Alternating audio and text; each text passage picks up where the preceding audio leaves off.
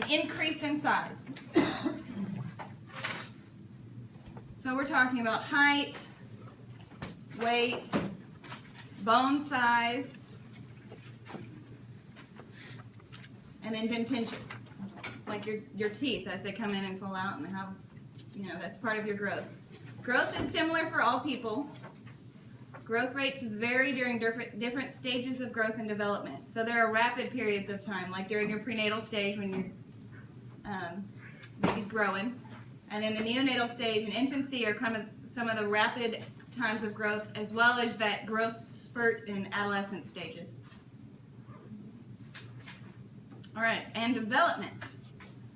Now this is more an increase in the complexity of function and skill progression. So, and development begins sort of generalized responses and progresses to a specified skilled response. So when you think about that, you're thinking about, like a baby is just going to kind of roll with their whole body, whereas as they get to 5 or 6, they can, walk and move more specified, okay? So as they learn to develop. So behavior aspects related to this, but this is the development. This is walking, talking, running, okay? So not just the physical, getting big enough to walk and talk, but the development of it, walking and talking. Okay, so that's growth and development. Growth and development are separate, yet interrelated. You've got to be big enough, have those muscle tone and everything to learn how to crawl and to walk. But those are also as they grow big enough, they develop those skills. Okay? So growth happens in the first 20 years of life. And then after that, you're pretty well, to the full height you're going to be. And that's, to the end of your growth. But development, they say, is a lifespan. You continue to learn new skills and to develop, all the way into older adults, and things change as you get older. So they're continuous and orderly, sequential processes influenced by maturational, environmental, and genetic factors.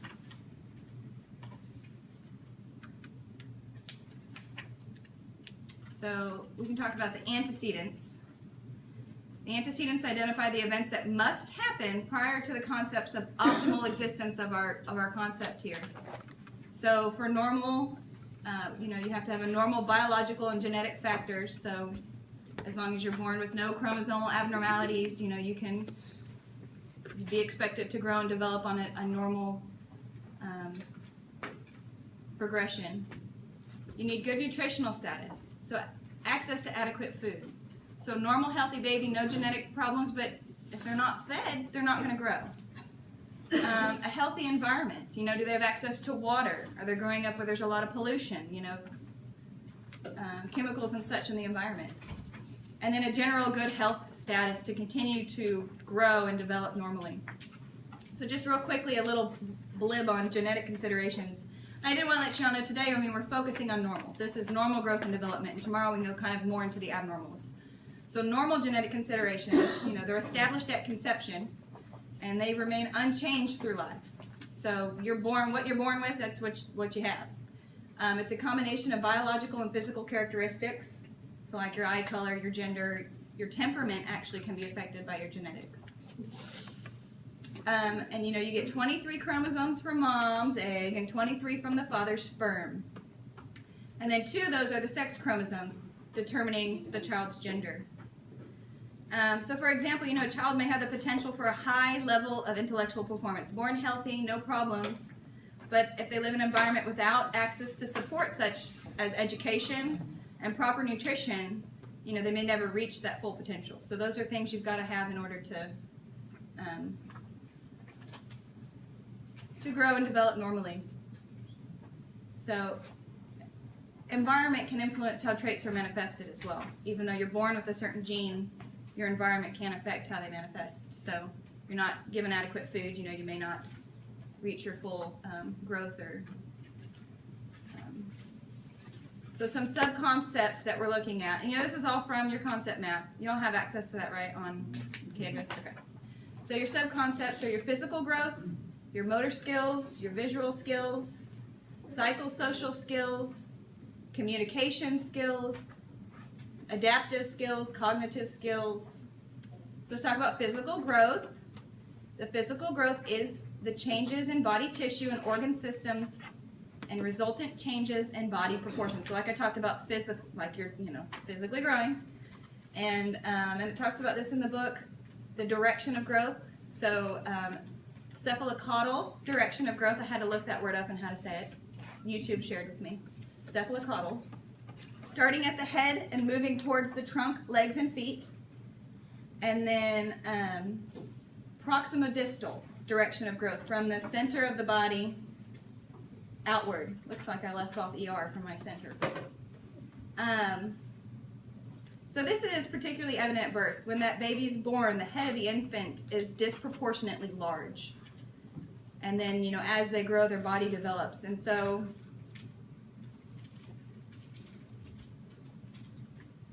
another example of that, I'm not sure how this is, but another example of how when you develop, it starts generalized and becomes more specified.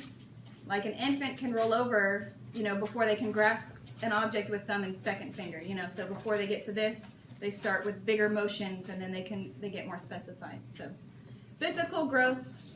So this is two of my kids' growth charts. How many of y'all seen growth charts like this, especially if you have kids? You've seen these.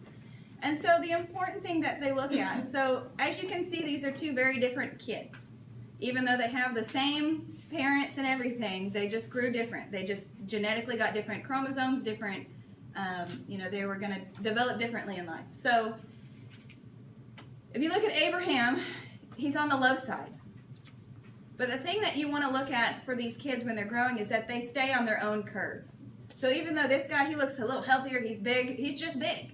And so, but you see he's got his own curve there, and he stays on it, for the most part, up in, and that's what you want to look at. What would be concerning is if something drastic changed, and for some reason he falls off his curve and maybe had a really low height at his next well-child check. And so that would indicate that something's changed in his environment or something. He's not growing the way he should.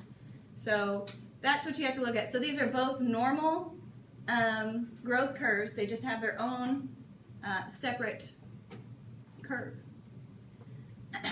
Another thing to think about when you're talking about growth, physical growth, is the BMI. BMI, or body mass index, is a screening tool that they use to identify body fat in children and teens. The CDC has BMI for age growth charts used to determine percentiles. So something to identify on this is Abraham's growth chart. And you see it looks like, or his BMI chart, excuse me. He's over here until he turns 3. And then what happened? He dropped down here. So my son did a great example for you all. When between this age, the 3 and the 4, their body begins to grow that proximodistal. They get longer and leaner. So you can see that my short, chubby toddler started to become a more slender, long-legged preschooler. Because when you're figuring BMI, it's the height and the weight that you're looking at and how they relate. And so he dropped on his numbers in his BMI, but it was normal for him. Between 3 and 4, it's normal to start getting longer and leaner and losing some of their little chubby bellies. The importance of BMI data has been validated by the American Academy of Pediatrics, including children with BMI values of more than 85% have risk factors for cardiovascular disease. So that's why they're monitoring this. There's been shown that, little kids even can start having problems younger now, with, you've heard about childhood obesity and things like that. And so their cholesterol levels can already start to be higher when they're younger. So they look at this and they look at their activity level and everything that's being involved in. So they continue to, this is something they're monitoring now is BMI. So, but anyways, he did a great job of showing y'all between 3 and 4, they start to get longer and leaner and are now growing out that way. So motor skills. These are things you want to know the difference between a gross motor skill and a fine motor skill. Okay, our gross motor skills are the large muscle groups. Use of large muscles in the arms, the legs, the torso, and feet.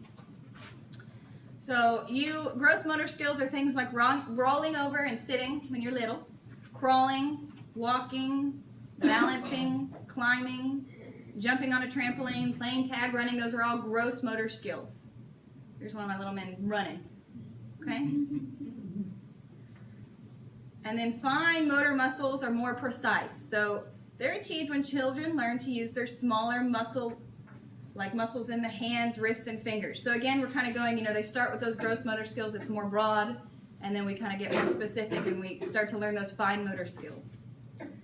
So that's like writing, holding small items, buttoning clothing, turning pages, eating, cutting with scissors, using, computer keyboards. So you see these are more specified. This is things you're going to develop as they get a little bit older. Here goes one of my other little men, using his fine motor skills to eat some cucumber. So another sub-concept is our visual skills. So at birth, normal vision is 20/20. And but at birth, your vision is not so it's not as good as 20/20. So 2100 to 2150 at birth, but it improves rapidly during infancy and childhood. So that's infants show a preference for black and white and primary colors early, but progress to other colors. So you start when you're born, you actually can't see very well, and it develops pretty quickly. But vision changes continue and occur across the lifespan as the aging process occurs.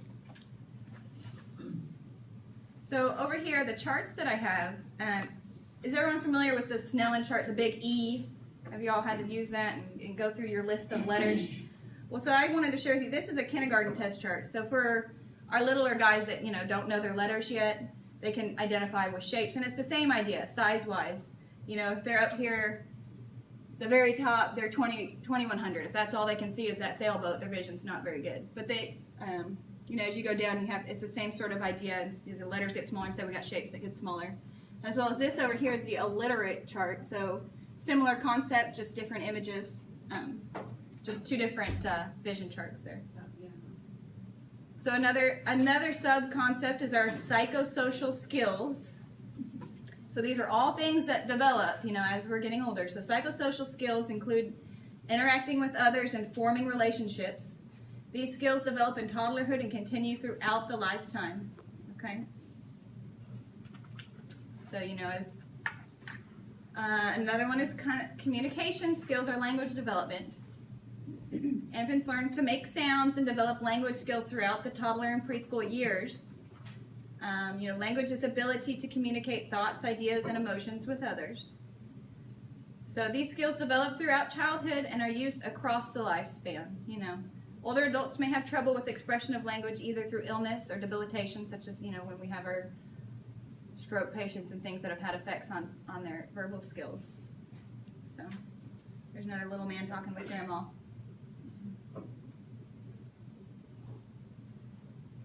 So adaptive skills. Adaptive skills include learning self-care activities, such as, our ADLs, dressing, eating, toileting, functioning within the family and the community, getting along with others, and following rules.